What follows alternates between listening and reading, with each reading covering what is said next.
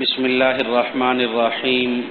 محترم ناظرین، مفکر پاکستان علامہ اقبال رحمہ اللہ حضور خاتم المرسلین صلی اللہ علیہ وسلم کی ختم نبوت پر کامل یقین رکھتے تھے اور اس سے انکار کو ناممکنات میں سے شمار کرتے تھے۔ ختم نبوت کے منکرین خصوصاً قادیانیوں کے کفر پر برملا اظہار فرماتے تھے۔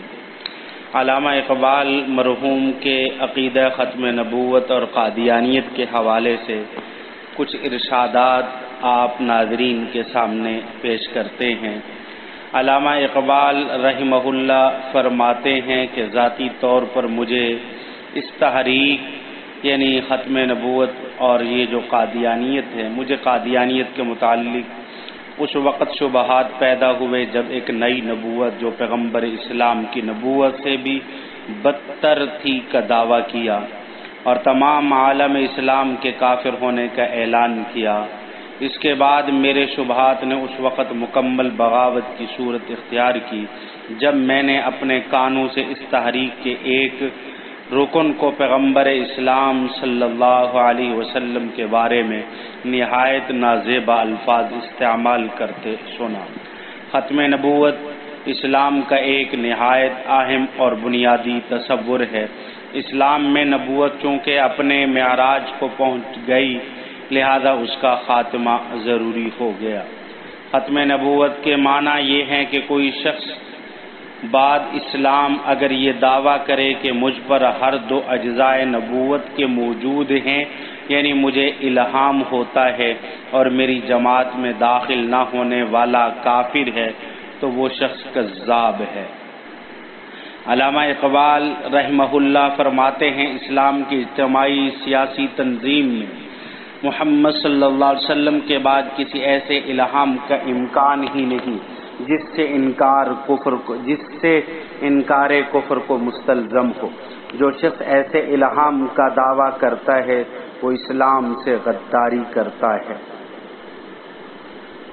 قادیانی تحریک نے مسلمانوں کے ملی استحکام کو بے حد نقصان پہنچایا ہے۔ اگر استئصال نہ کیا گیا تو آئندہ شدید نقصان ہوگا۔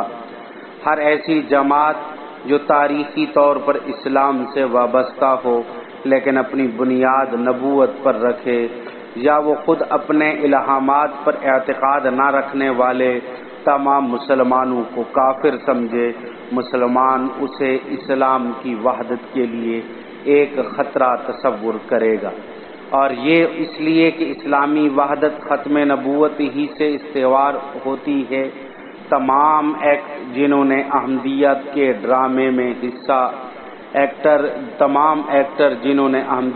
ڈرامے میں حصہ لیا وہ زوال اور انحطاط کے ہاتھوں میں محض کٹ پتلی بنے ہوئے ہیں۔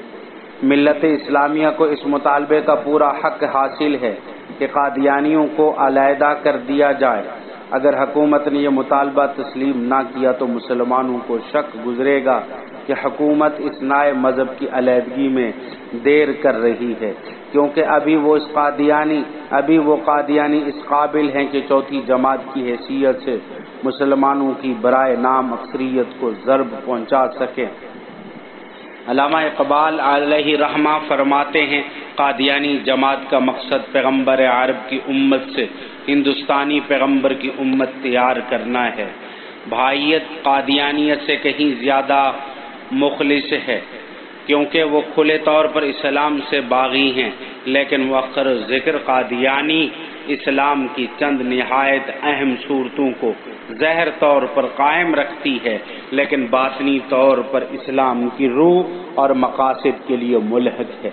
اس کے ضمیر میں یہودیت کے عناصر ہیں، گویا تحریک ہی یہودیت کی طرف راجع ہے۔ نام نہاد تعلیم یافتہ مسلمانوں نے ختم نبوت کے تمدنی پہلو پر کبھی غور نہیں کیا۔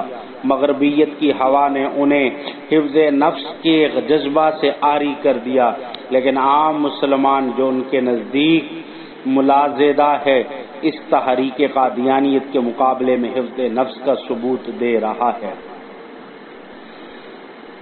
رواداری کی تلقین کرنے والے اس شخص پر عدم رواداری کا الزام لگانے میں غلامی کرتے ہیں جو اپنے مذہب کی سرحدوں کی حفاظت کرتے ہیں۔ قادیانی نظریہ ایک جدید نبوت کے اختراع سے قادیانی افکار کو ایک ایسی راہ پر ڈال دیتا ہے کہ اس سے نبوت محمدیہ کے کامل اور اکمل ہونے کی انکار کی راہ کھل جاتی ہے۔ اس لیے علامہ اقبال مرحوم فرماتے ہیں کہ قادیانی دائرہ اسلام سے خارج ہیں، ان کا اسلام کے ساتھ کوئی تعلق نہیں ہے، یہ مرتد اور زندیق ہیں، کیونکہ یہ تمام مسلمانوں کو کافر کہتے ہیں۔ اللہ رب العزت ہمیں عمل کرنے کی توفیق عطا فرمائے۔